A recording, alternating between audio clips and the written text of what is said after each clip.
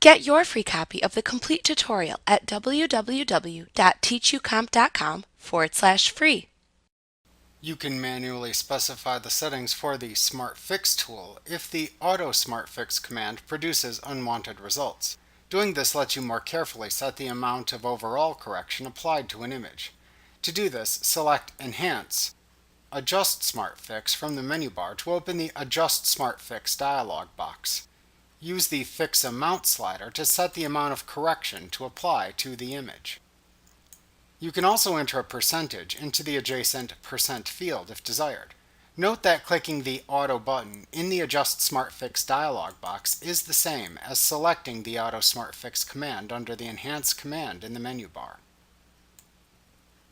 When the image has the desired level of correction applied, click the OK button.